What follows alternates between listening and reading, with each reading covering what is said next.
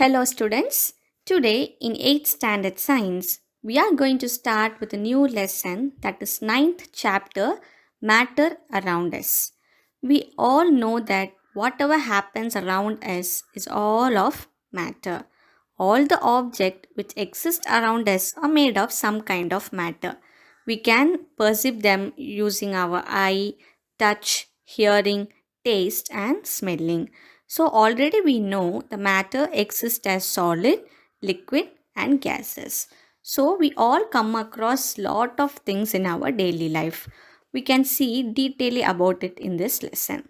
First, we have to discuss what is element. What is element? An element is a pure substance that cannot be broken down by chemical methods. For example, the element gold cannot be broken down into anything other than gold. If you keep hitting gold with a hammer, the pieces would get smaller, but each piece will be always gold.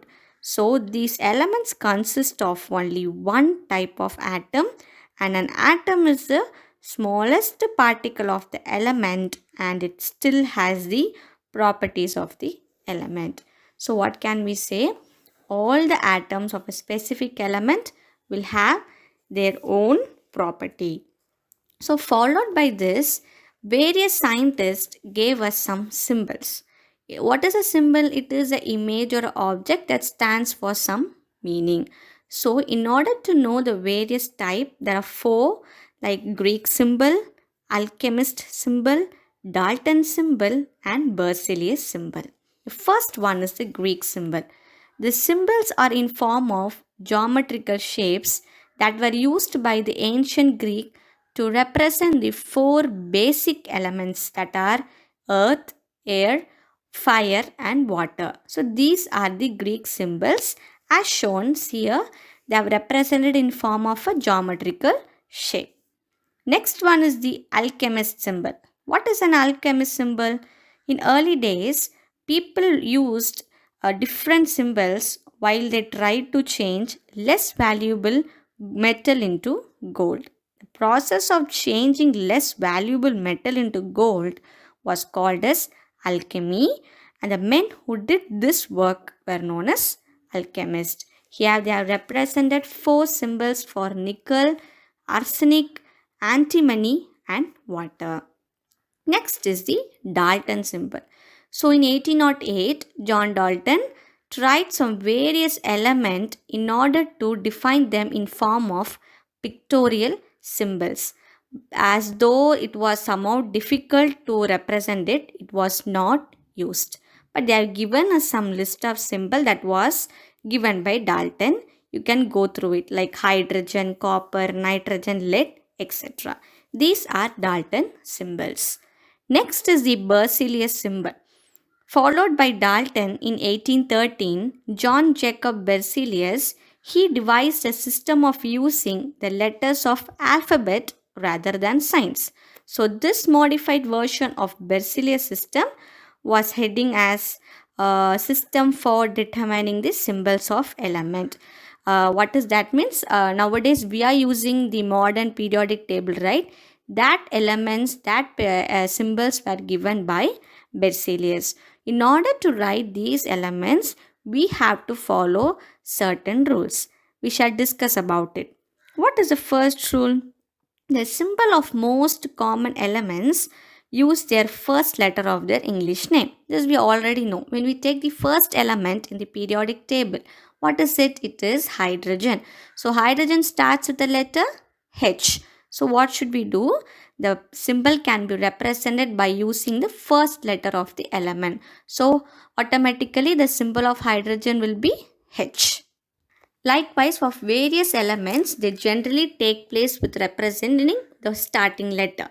When we come to the second rule, if the two elements have the same first letter, then the first and the second letters of the name are used as symbols. So, already I said that hydrogen is starting with H. Automatically, helium is also starting with H. So, here comes some differences. Already we have given hydrogen as H. So, for helium, what should we do? We have to take the first two letters of the element. Automatically, what happens? The symbol of helium becomes He. The third rule is that if the first two letters of the name of the elements are same, now we saw the first letter is same. But in third rule, what are they discussing? That even it can be a chance of having the first two letters as same. When we see an example for argon and arsenic. When we consider argon, argon starts with AR as well as arsenic also starts with AR.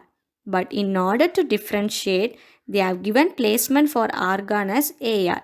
In the case of argon, they have considered the first two letters, but in case of arsenic, they have taken as the first letter and the third letter.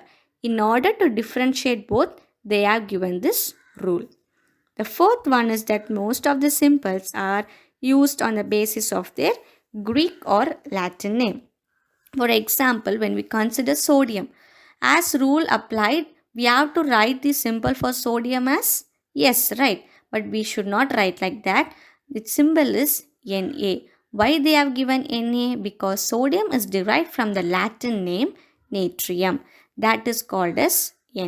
The fifth one is that some elements are named using the name of country, a scientist, a color, or a mythological character.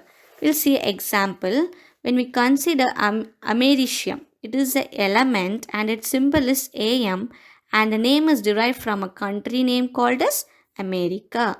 When we consider europium, it is derived from a country name Europe. When we consider nobelium, it is derived from the name of a scientist, Alfred Nobel. You all understood these 5 points, and beside these, we have important 2 points that you have to keep in mind whenever we write an element.